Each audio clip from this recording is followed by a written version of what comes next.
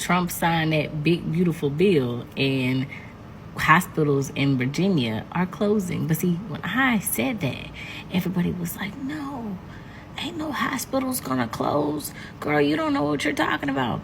It's not gonna touch the healthcare. Gavin Newsom is calling out Donald Trump for betraying rural hospitals and communities that overwhelmingly voted for Trump. He posted this article here saying another California county is losing its only hospital after feds refuse to step in. And he says, heartbreaking, Trump continues to betray rural Americans, this time closing the one and only hospital in a county that he won by nearly 2/3. I live in a super rural area in Illinois, and recently our local newspapers have started posting about hospital closures and how Medicaid and Medicare funds our hospitals and our nursing homes, and how there's a lot of fear surrounding Medicaid and Medicare cuts. I need all the farmers for Trump to come to the front of the class, because I hear you're asking the rest of us for money because Donald Trump's tariffs are going to financially ruin you. And what's so funny about that is, didn't Donald Trump and his tariffs bring you to the brink last time?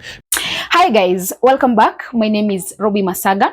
Today I want us to talk about something we rarely hear in mainstream conversations. How political decisions can boomerang back on the very communities that supported them. For years, rural America has been, painted as the backbone of Trump's political rise.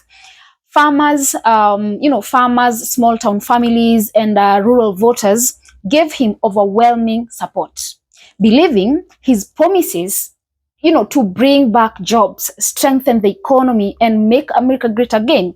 But here's the hard truth. Many of those same communities are now struggling, not because of, some foreign forces or natural disaster, but because of the very policies they voted for. Farms are closing, hospitals are shutting down, and jobs are vanishing. So guys, today we are going to break it down. The farm struggles, the rural hospital closures, the economic downturn, and most importantly, what it really means when, people say you reap what you sow. There's a major outcry going on in the US farming industry right now because so many farms are struggling. And I've seen videos this afternoon from Arkansas, for example, where farmers have got together and they're asking Trump for social assistance. They're saying, hey, help us out. But this is the policies that they voted for. They voted for mass deportations. And now it's going south on them big time. So what do these guys expect? And now they're asking for money because their farms are going out of business. They said their markets have been taken away from them. They said they don't have enough labor to pick the crops. And as a result of that, their farms are dying. And so is the livelihood. But these are guys, especially in Arkansas, who voted overwhelmingly for Donald Trump and his policies. And now they're asking for handouts. Sorry, folks. No sympathy from me. Let me know what you think about this in the comments.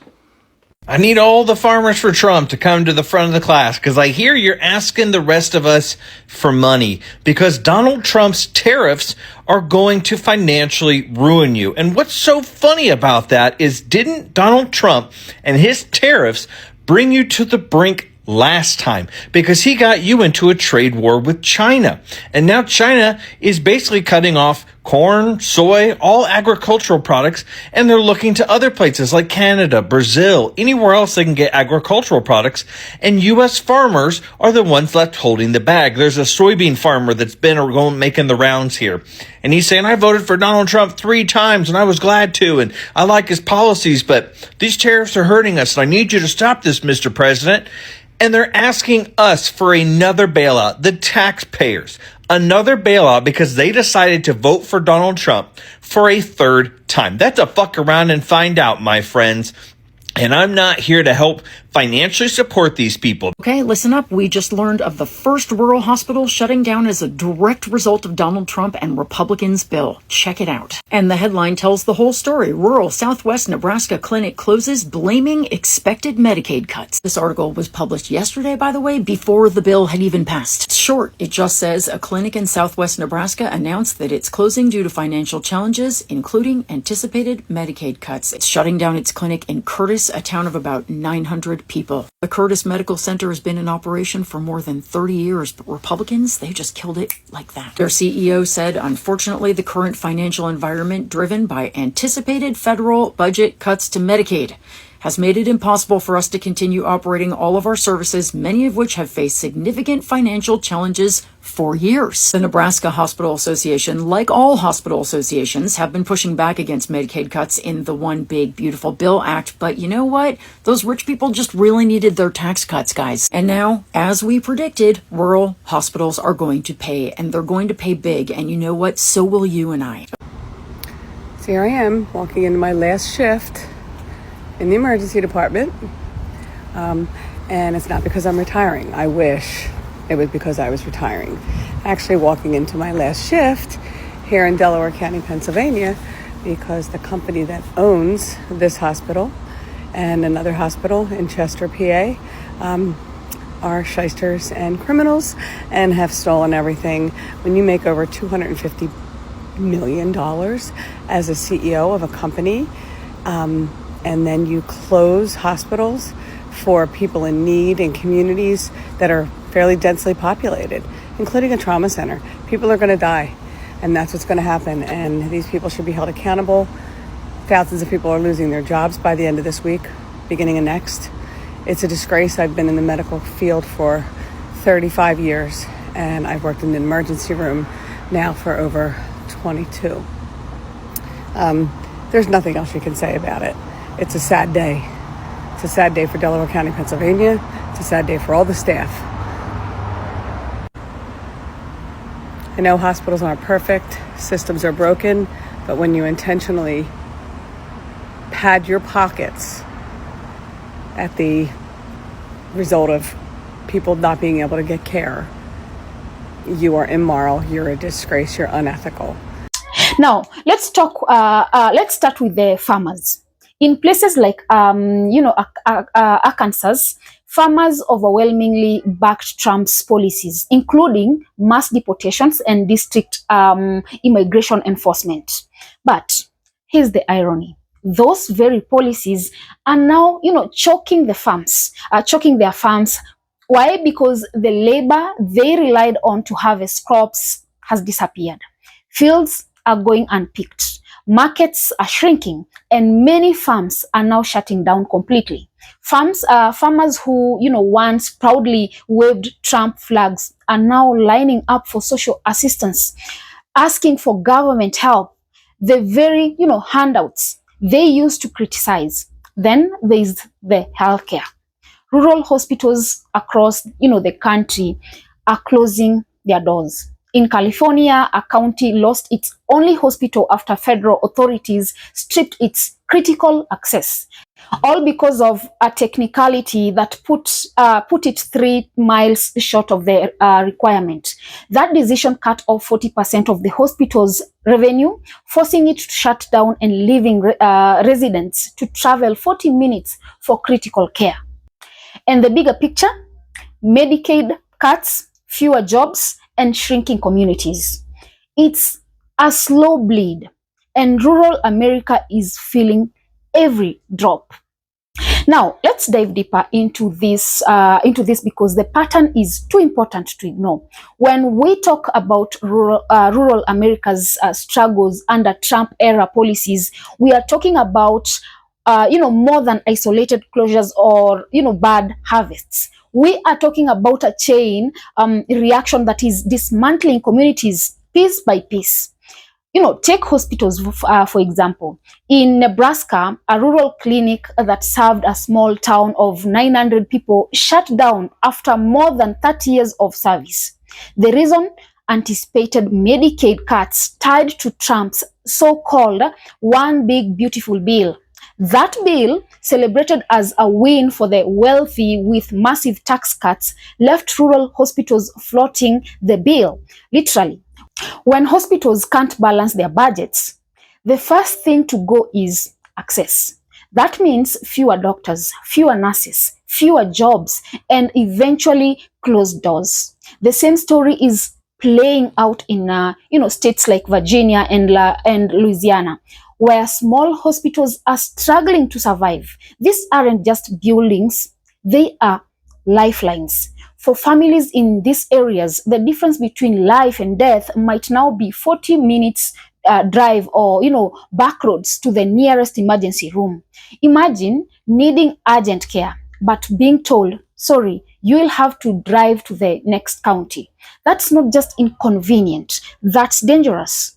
Now, let's turn back to farming crisis. Farmers were promised that Trump would bring back American jobs and put America first. But instead, what happened? Markets dried up. Trade wars and tariff battles cut off valuable export opportunities. And when immigrant labor was pushed out, farms were left with crops rotting in the fields. Here's the cruel irony. Many of these farmers voted for mass deportations, believing it would protect jobs. Instead, it destroyed their own industry. Now, many of them are turning to the very safety nets they once opposed: government subsidies, handouts, and assistance programs. It's the definition of reaping what you sow. And guys, let's not forget the broader economy. Under Trump's fiscal decisions, the economy was put on what experts called a new perilous path. Jobs reports slumped, interest rates rose, and the dollar weakened. That's not just Wall Street talk. It trickles down directly into rural houses through higher costs, weaker local economies, and fewer opportunities for young people. But beyond numbers and statistics, there is a social cost here. These policies have created what can only be described as betrayal. Rural voters believed they were, electing someone who would fight for them. Instead, they got a leader who prioritized billionaires, big corporations, and tax breaks for the wealthy, leaving small communities to fend for themselves. The result? Communities hollowing out, hospitals gone, farms closing, families forced to move to, bigger, wealthier cities just to access healthcare or find work. And the saddest part is many of them still don't connect the dots between the policies they supported and the hardships they are now facing. It's a sobering reminder that political choices are not just about slogans or campaign rallies. They shape lives. They close hospitals. They destroy, livelihoods. They can either sustain communities or tear them apart.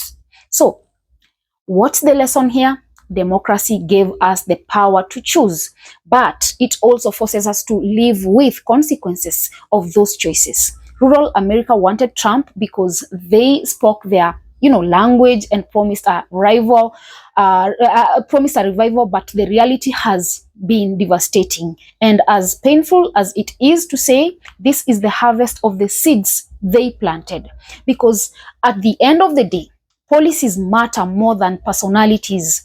Votes matter more than slogans. And when you choose leaders who prioritize the rich over the working class, who cut healthcare while promising greatness, who destroy markets while promising jobs, you don't just hurt someone else, you hurt yourself. And maybe, just maybe, it's time rural America reckoned with the truth. Now, guys, drop a comment. Let me know.